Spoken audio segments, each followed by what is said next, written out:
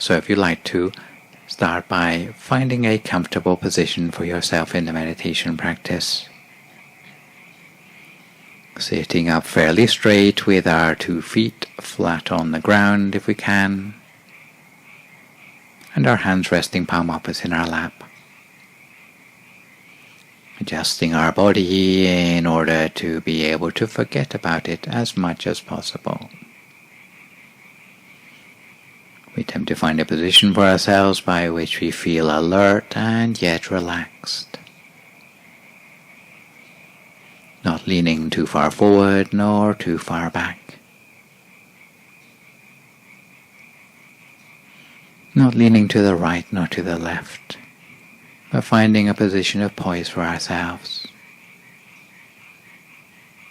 Making sure our breathing and our circulation are relaxed and unimpeded. And adjusting the position of our body to minimize any possible aches or pains.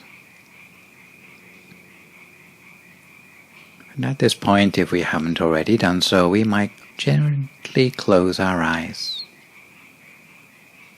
Closing our eyes in much the same way we close them in order to go to sleep.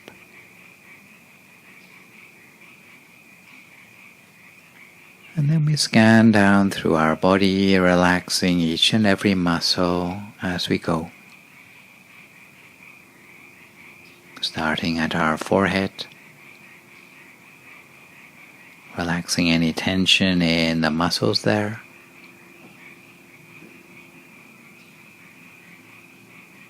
Relaxing our eyebrows and our eyelids. Making sure our eyes are only very gently closed.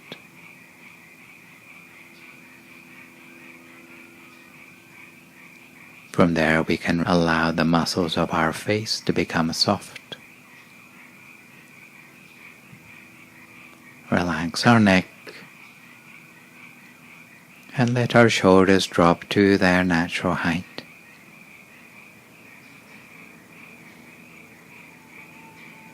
Relaxing both arms and forearms, all the way down to our hands and our fingers.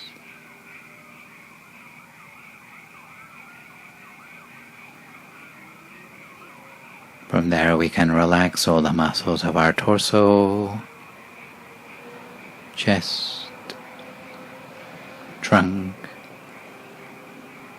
and the muscles throughout our core.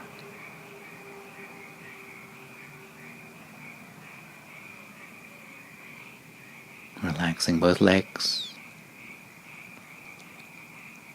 all the way down to our feet and our toes.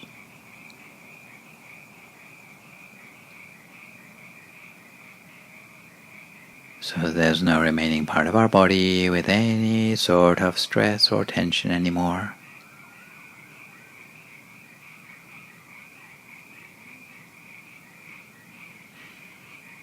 Almost as if any knot of tension we might be feeling in our stomach has loosened itself and slipped away. And any pit of unfulfilled longing in our heart has gradually and without our really noticing been filled in, patched like a pothole. Not quite the same as it was, but good enough. Leaving ourselves with a feeling almost as if our body has melted away into the atmosphere around us.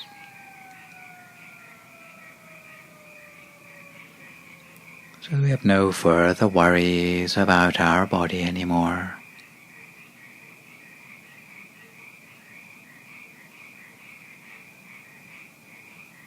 And once our body is completely relaxed, we can also turn our attention to relaxing the mind.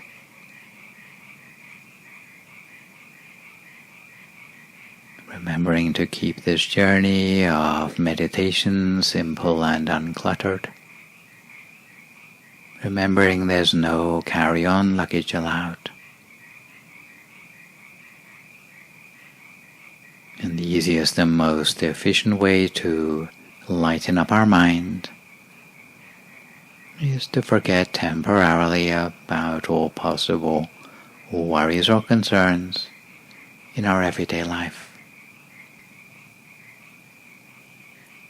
No matter whether it be thoughts of work, friends, family, studies, or any other thing.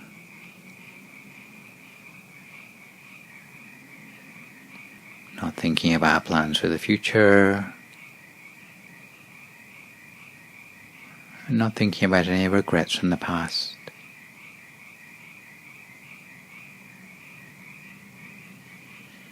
By keeping our mind entirely in the present moment, and connecting with the experience of sitting with our eyes closed out of doors. And whoever we might be, just by stepping out of doors tonight, outside the security of the rooms inside, we have opened ourselves up to the infinity of the night. And although our eyes are so used to artificial light that they may have forgotten how to see by starlight, but with our inner mind's eye, we can take in the great expanse of the heavens above in a way that frees us to comprehend the truth and set us finally free.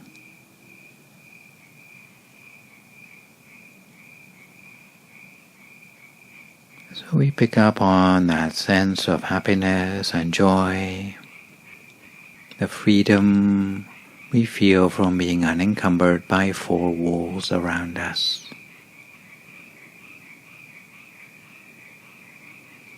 Perhaps casting our mind back to a time in our lives when we felt truly happy, as if that feeling were composed of tiny particles of happiness and joy, completely filling the mind, allowing us to feel refreshed on the inside. As we cherish that feeling of happiness and joy inside us, just for a few moments.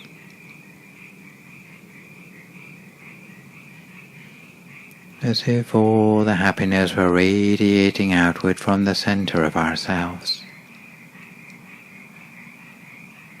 As if our mind were completely empty of worries.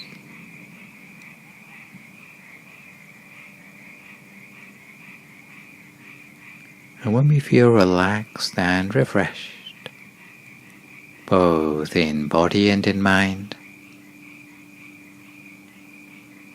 very gently and using no effort at all, we welcome our awareness back from its wandering.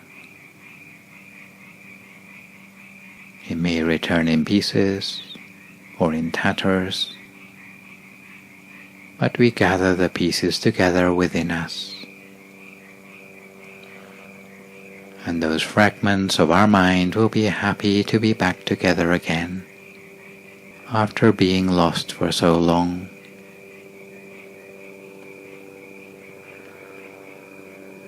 And to this end, we allow our attention to settle and center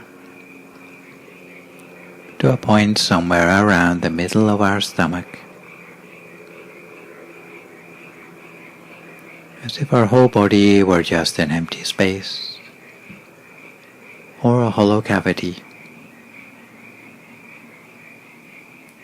without any muscles or tissues, without any organs or bones.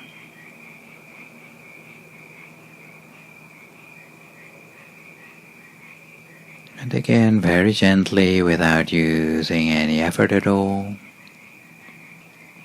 we cast our mind back again to that picture in our mind, perhaps of a bright shining candlelight. And if it's not very clear to us, we can always take a sneak peek at the candlelight around us, and then gently close our eyes again.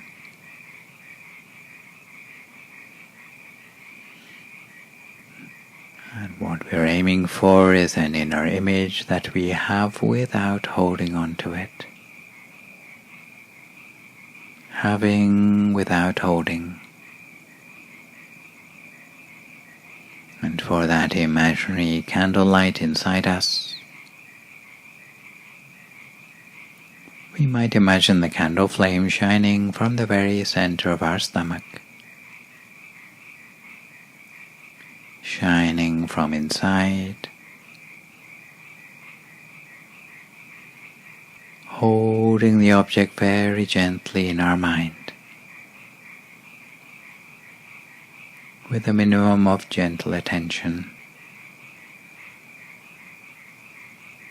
as continuously as we can, for as long as we can, and without letting the mind wander anywhere else, if we can help it.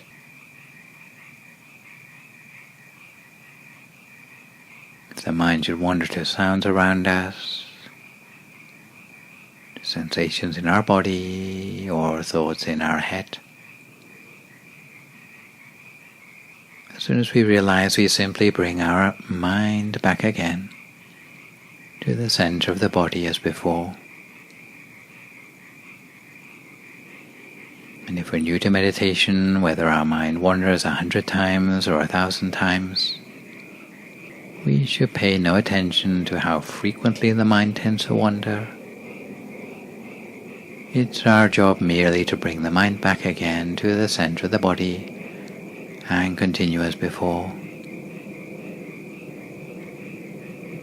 If our inner object disappears, we can conjure up a new one. It doesn't really matter whether we see the object clearly or not. We can just make do with that object, even if we cannot perceive it clearly, even if it's only partly visible, even if it seems to remain in the shadows, even if it's not as clearly seen as with the naked eye. At the same time, we avoid entertaining any thoughts in the mind. And sometimes as if we were just resting in the trough of a wave between the thoughts. And if we are silent in our mind, we can keep our energy at the low part of the wave, just noticing the shape of things and the flow, just accepting the drift of things and shifting away from the endless temptation to get entangled in that thicket of thoughts. So staying with the space between the thoughts, instants when the mind is still inventing the next thing it's going to think about.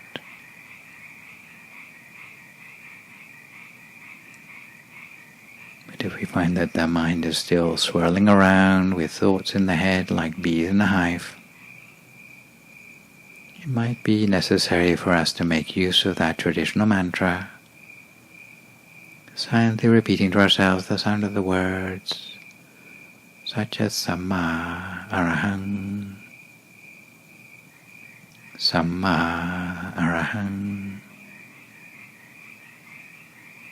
Samma Arahang, over and over again. The sound of the mantra seems to come like a sound of music resonating from the center of our body, for as long as it takes for the thoughts to die down to a manageable level. So for now we keep our mind on track at the center of our body, resting the mind gently, lightly, with whatever inner image or feeling we've managed to capture there. Each our own practice in silence for a few more moments now, until we come to the appropriate time.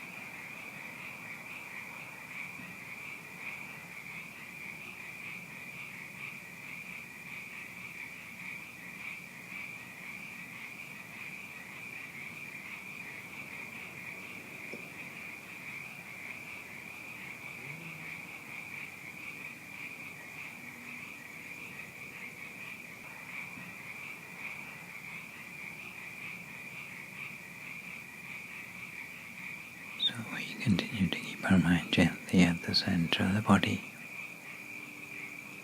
lightly checking in with whatever inner experience we've built up for ourselves as a result of the meditation so far this evening.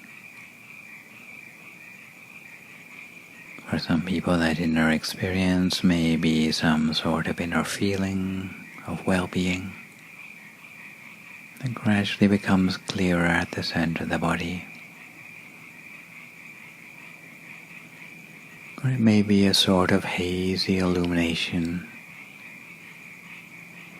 maybe a sense of light without any particular form inside us.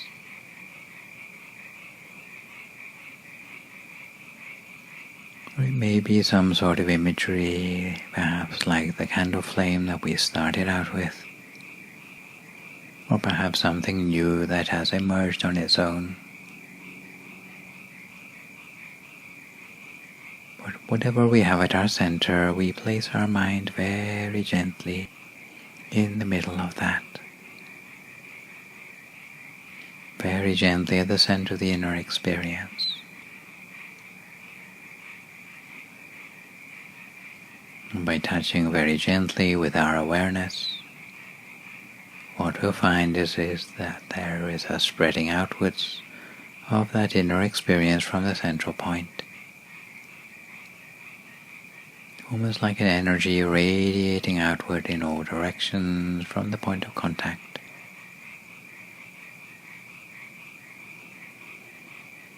And we can visualize this pure energy at our center, taking the form of a crystal sphere that grows larger in size until it encapsulates the whole of our own body.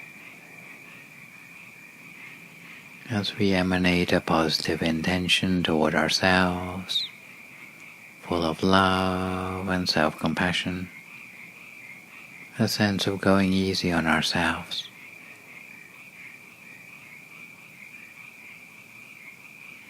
And again, from our center, we can allow the same sphere to extend beyond ourselves, growing larger, reaching out to those around us, reaching out to the whole neighborhood, reaching out further into the world. Again, emanating that positive intention, as if pure energy is spreading outwards in all directions all around us, full of love and compassion toward all, with the wish that those with suffering become free of any sadness and pain, and with the wish that those already experiencing happiness will be happier still. We can emanate our positive intentions across the whole country, to neighboring countries, all the continents of the world, across the entire globe and beyond, wishing everyone everywhere be well and happy, dwelling in peace. And although we might think that our positive energy is minuscule compared with the problems of the whole wide world, with its firemen and its rubble, its confusion and its fallen, the pigeons without food, the people of the camps, those who have nowhere to sleep. In the face of such adversity, we emanate positivity, wholeness, intact friendship, waging peace on the world, like candlelight pushing back the darkness. With the pure intention that our loving kindness help all to regain their footing in the world, to gain clarity amidst confusion, compassion in the face of cruelty, offering refuge or just a place of uplift to those who are feeling down, So we make good wishes for ourselves and for others, extending ever outwards with brightness and goodwill as we share this peaceful energy for the benefit of all we know, and even towards those that we don't know, ever wider across the universe, for the last few moments of our meditation together.